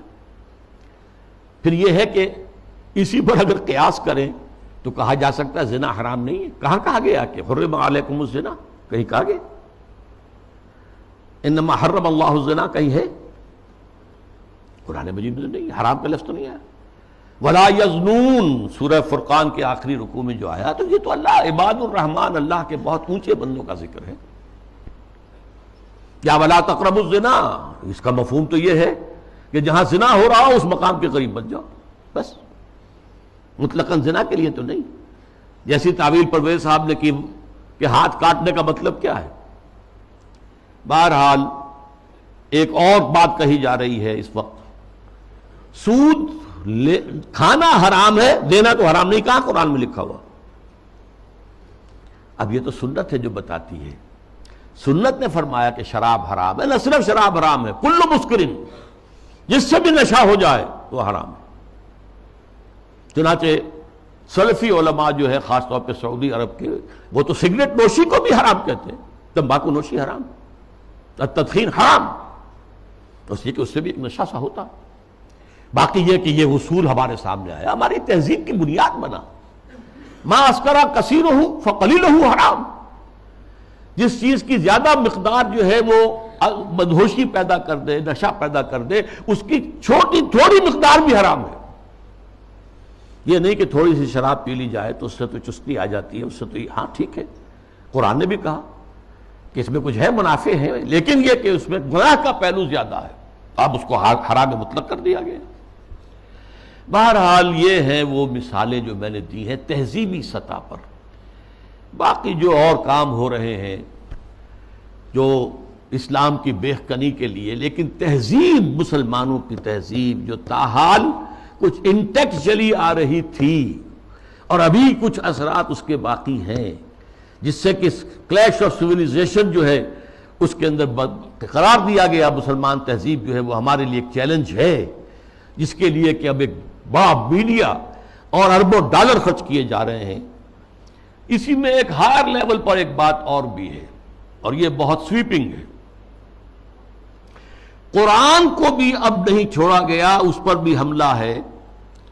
قرآن سے بھی صرف اصول لیے جائیں گے، اسپیسیفکس، معین احکام قرآن کے جو ہیں وہ صرف اپنے دور کے لیے تھے۔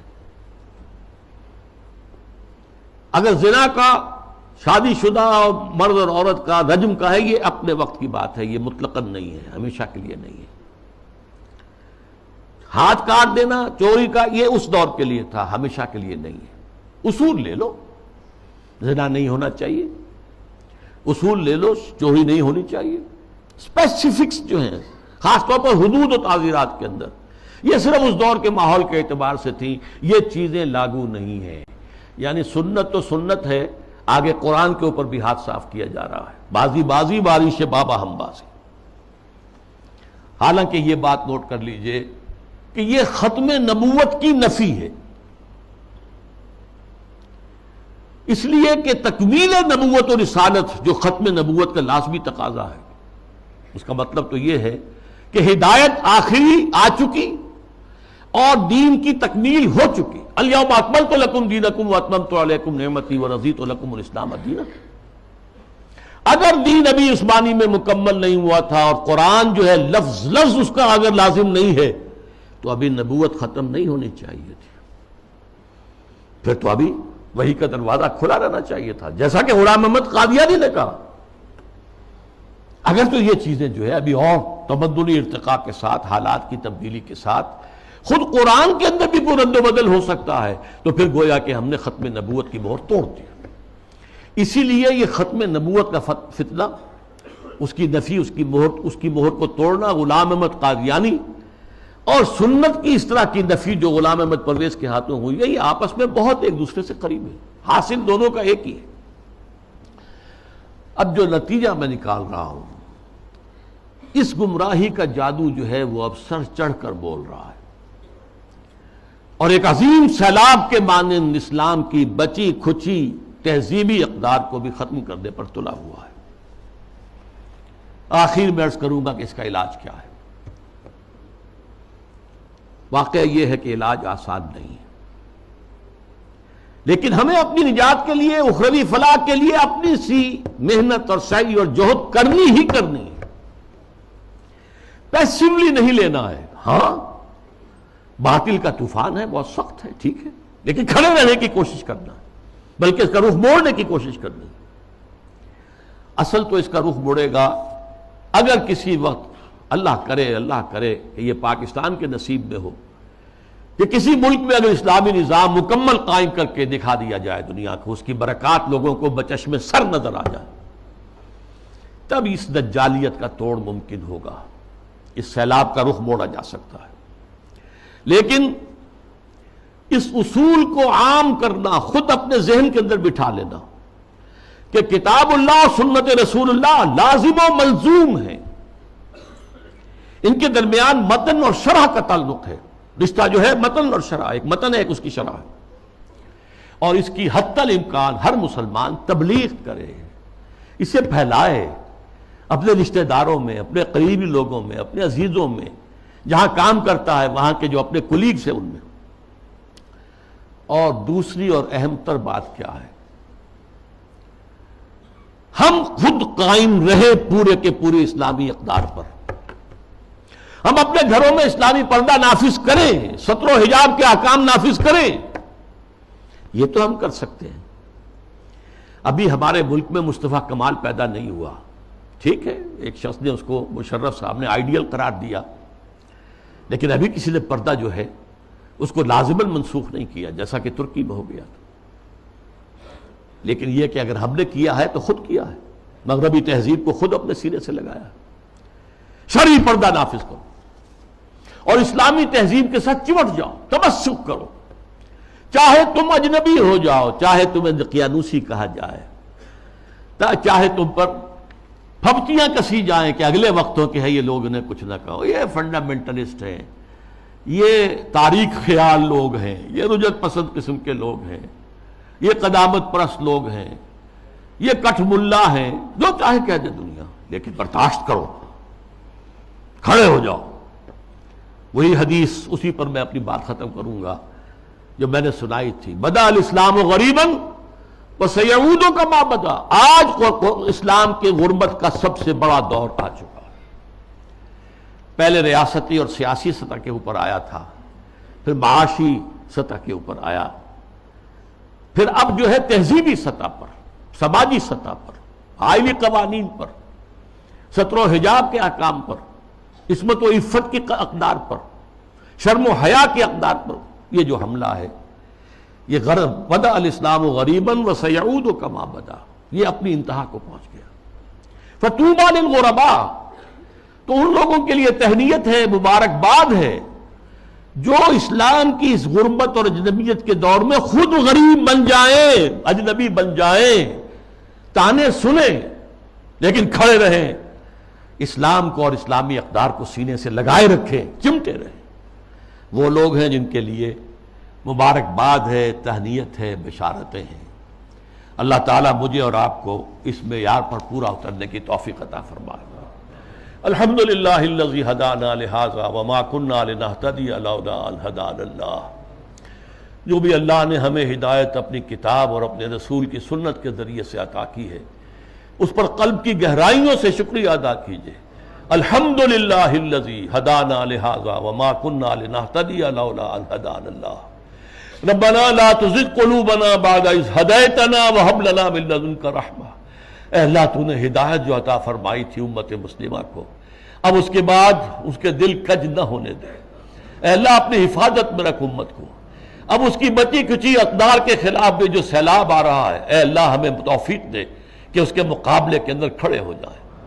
ربنا لا تزغ قلوبنا بعد اذ ہدیتنا وہب لنا من لدنک رحمہ انک انت الوہاب. اللہم اغفر لنا ولآبائنا ولأمہاتنا ولجمیع المؤمنین والمؤمنات والمسلمین والمسلمات الاحیاء منہم والاموات انک سمیع مجیب الدعوات. اللہم اشف مرضانا، اللہم اشف مرضانا، اللہم اشف مرضانا. اللہم حبب الینا الایمان وزینہ فی قلوبنا وکرہ الینا الکفر والفسوق والعصیان. وصلی اللہ تعالی علی خیر خلقہ محمد وبارک وسلم تسلیما کثیرا کثیرا.